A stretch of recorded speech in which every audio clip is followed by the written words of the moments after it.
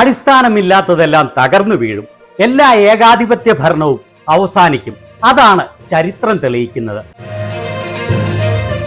ഏതാനും വർഷം മുൻപ് എല്ലാവരും വിചാരിച്ചിരുന്നത് മോദിയുടെ ഭരണം ഒരിക്കലും മാറില്ല, ഇനി കുറഞ്ഞത് 50 വർഷം മോദിയുടെയും BJPയുടെയും ഭരണം തന്നെ ആയിരിക്കും എന്നായിരുന്നു.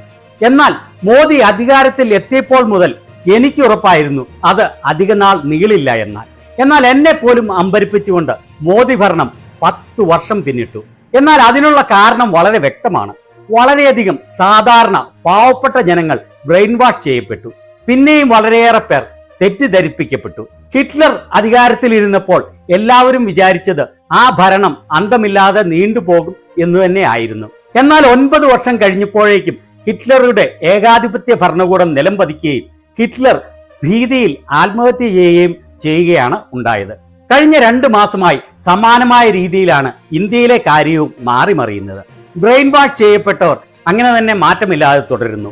മണ്ണ് തിന്നാൽ തന്നെ BJPക്ക് വോട്ട് ചെയ്യൂ എന്ന ഉറച്ച തീരുമാനത്തിൽ. എന്നാൽ തെറ്റിദ്ധരിപ്പിക്കപ്പെട്ടവർ എല്ലാം സത്യം മനസ്സിലാക്കിയിരിക്കുന്നു. ഏപ്രിൽ ആദ്യം മുതലാണ് ഈ മാറ്റം കണ്ടു തുടങ്ങിയത്.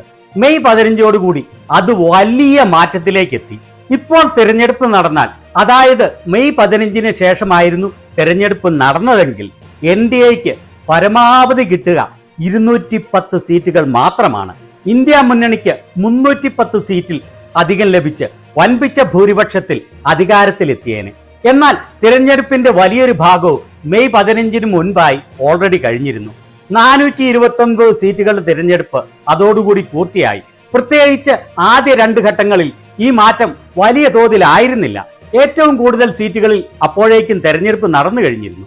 അതിനാൽ സൗത്ത് ഇന്ത്യയിൽ ഒഴിച്ച് നോർത്ത് ഇന്ത്യയിലെ സ്ഥലങ്ങളിൽ ഇന്ത്യ മുന്നണിക്ക് മുന്നേറാനായെങ്കിലും അത് വലിയ തോതിലുള്ള മുന്നേറ്റമായി മാറാൻ സാധിച്ചില്ല. ഇന്ത്യയിലെ ഇന്നത്തെ അവസ്ഥ ഇതാണ്. NDAക്ക് 210-ന് മുകളിൽ സീറ്റ് ഇപ്പോൾ തിരഞ്ഞെടുപ്പ് നടന്നാൽ ലഭിക്കില്ല. എന്നാൽ ഇപ്പോഴല്ല തിരഞ്ഞെടുപ്പ് ഭൂരിഭാഗവും നടന്നത്. വരും ദിവസങ്ങളിൽ ഈ തിരഞ്ഞെടുപ്പിൽ NDAക്കും ഇന്ത്യ മുന്നണിക്കും എത്ര സീറ്റുകൾ വരെ ലഭിക്കുമെന്നുള്ള അവലോകനം നടത്തുന്നതാണ്. അത് പബ്ലിഷ് ചെയ്യുമ്പോൾ മിസ്സാകാതെ കാണാൻ ശ്രമിക്കുമല്ലോ.